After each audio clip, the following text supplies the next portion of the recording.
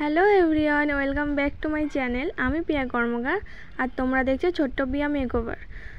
তো চলো শুরু করা যাক। তো প্রথমেই একটা টোনার দিয়ে পুরো ফেসে আমি টোনিং করে নেব। দেন আমি সিরাম ব্যবহার করছি একটা, ওটাকে বেশ ভালোভাবে মুখে অ্যাপ্লাই করে নিতে হবে।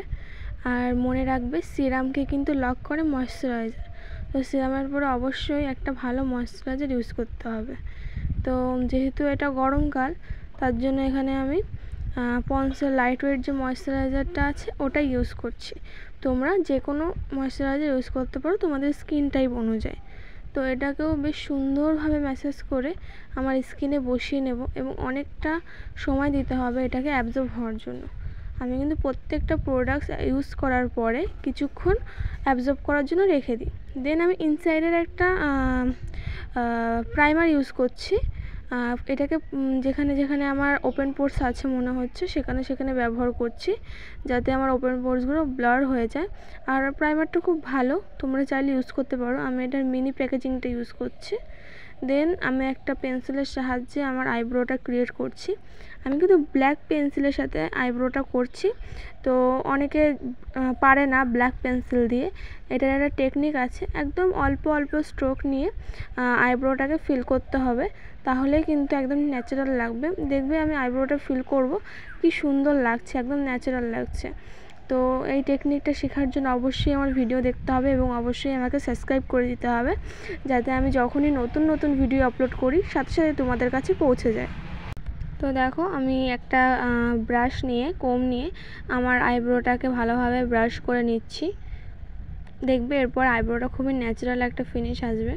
এবার তোমরা যদি আমার আইব্রো একটা আলাদা দেখতে চাও, একটা সেপারেট ভিডিও, তো আমাকে কমেন্ট করে জানাতে পারো, তো আমি সেটা দেওয়ার চেষ্টা করব।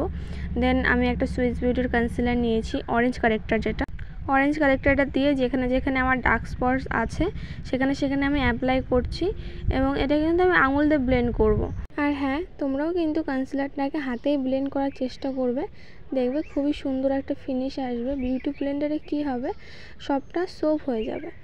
দেন আমি আমার স্কিন টোনের অনেকটা কাছাকাছি একটা কনসিলার নিয়ে আমার ওই কারেক্টারের উপরে লাগাচ্ছি, যাতে কালার কারেক্টারটা মিনিমাইজ হয়ে যায়, যাতে মিক্স হয়ে যায়। দেন আমি একটা ফাউন্ডেশন ইউজ করছি। তোমরা তোমাদের যে কোনো ফাউন্ডেশন ইউজ করতে পারো তোমাদের পছন্দের মতন, যেটা তোমাদের ভালো লাগে। তো দেখো এখন মনে হচ্ছে হয়তো আমার স্কিন টোনের থেকে অনেকটাই লাইট, বাট এটা অনেকটা অক্সিডাইজ হয়। তো এর জন্য আমার স্কিন টোন দেখবে একটু পরে আমার স্কিন টোন অনুযায়ী হয়ে যাবে। এবং আমি দোকানে গিয়েছিলাম ফাউন্ডেশন চুজ করার জন্য, তো ওনারাই আমাকে এটা সাজেস্ট করেছিল, এটাই আমার স্কিন টোনের সাথে ভালো যাবে, আমি এর থেকে ডার্ক নিলে আমার স্কিনটা ডাল দেখাবে। দেন আমি এটা পুরো ফুল ফেসে ইউজ করে নিয়েছি এবং খুব সুন্দরভাবে ব্লেন্ড করে নিয়েছি। তোমরাও কিন্তু খুব সুন্দরভাবে ব্লেন্ড করবে। দেন আমি সুইস বিউটির একটা কনসিলার ইউজ করছি, আর এটার প্রশংসা যতই করব ততই কম। এত ভালো, এত কম দামে একদম ফুল কাভারেজ একটা ফিনিশ দেয়, খুব ভালো। যাদের কাছে নেই এক্ষুনি নিয়ে নাও, প্লিজ নিয়ে নাও, কারণ এই সুযোগটা আর বারবার পাবে না। আর এখন তো সেলও চলছে, তো এটা নিয়ে নাও। দেন আমি ব্লু হেভেনের একটা কম্প্যাক্ট ইউজ করছি। প্রথমে আমার আন্ডার এরিয়া, মানে যেখানে বেশি ক্রিজ পড়ে ওখানে, আর যেখানে বেশি সোয়েট হয় সেখানে আমি ইউজ করে নিচ্ছি। দেন আমি ফুল ফেসে এটা ইউজ করছি এবং এক্সেসটা আমি পাউডার দিয়ে ঝেড়ে ফেলে দিচ্ছি। আর আমি জানি আমি ভিডিও দিতে পারছি না, তো এবার থেকে প্রত্যেক সপ্তাহে সপ্তাহে ভিডিও আনবো এবং একদিনও মিস যাবে না, প্লিজ আমাকে ক্ষমা করে দিও। দেন কম্প্যাক্ট ইউজ করার পরে আমি বেকিং করে নিচ্ছি। আর যেহেতু গরমকাল বেকিং তো করতেই হবে, বেকিং না করলে হবেই না। দেখো আমি জ্যাকমিল হিল যে প্যালেটটা, ওটার থেকে আমি আইশ্যাডো অ্যাপ্লাই করছি এবং একটা পিচ কালারের, দেন ওর উপরে রেড কালারেরটা ইউজ করছি। ক্রিজটাকে ভালোভাবে ডিফাইন করছি, খুব ভালোভাবে অ্যাপ্লাই করতে হবে এবং ব্লেন্ড করতে হবে। দেন একটা রোজ গোল্ড শিমার ইউজ করছি। দেন একদম যে পিঙ্ক পিঙ্ক শিমার ওটা ইউজ করছি। দেন রেড কালারটা দিয়ে আরও ভালোভাবে আমি আইশ্যাডোটা অ্যাপ্লাই করে নিচ্ছি। দেন আমার আবার যে এক্সেস পাউডারটা আমি ইউজ করেছিলাম, বানানা পাউডার ইনসাইডের, ওটাই ঝেড়ে ফেলে দিচ্ছি। দেন আমি কন্ট্রোল করে নেব।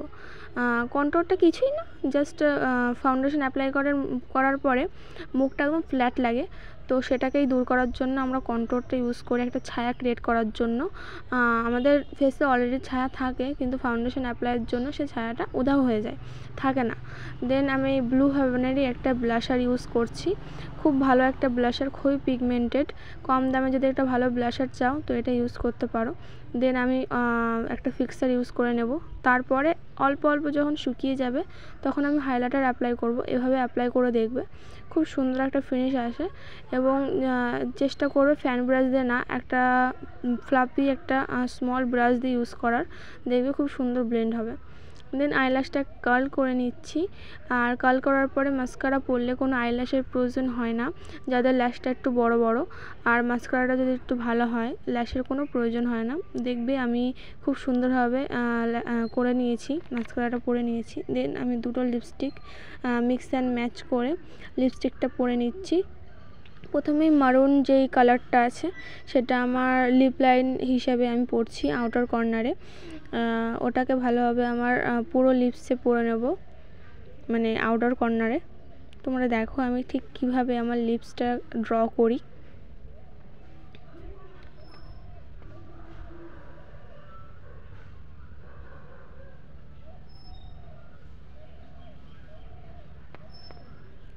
আর এটা শেড বা এটার নামটা আমি ভুলে গেছি, স্ক্রিনে দেখিয়েছিলাম, তোমরা প্লিজ একটু দেখে নাও, আমি এখন ভয়েস ওভার থেকে ভুলে গেছি। আর নেক্সট যেটা ইউজ করছি এটা আমি সুগার পপের ইউজ করছি, খুব ভালো একটা শেড। আর এটা হচ্ছে আমার ফাইনাল লুক। কেমন লাগছে অবশ্যই জানিও, ভালো লাগলে লাইক করো, আর জানিও কেমন লাগলো কমেন্ট করে, এবং সাবস্ক্রাইব করে দিও। এবং আমার ভিডিও যদি দেখতে চাও অবশ্যই সাবস্ক্রাইব করে দিও, পাশে থেকে বেল আইকনে ক্লিক করে দিও। Bye bye.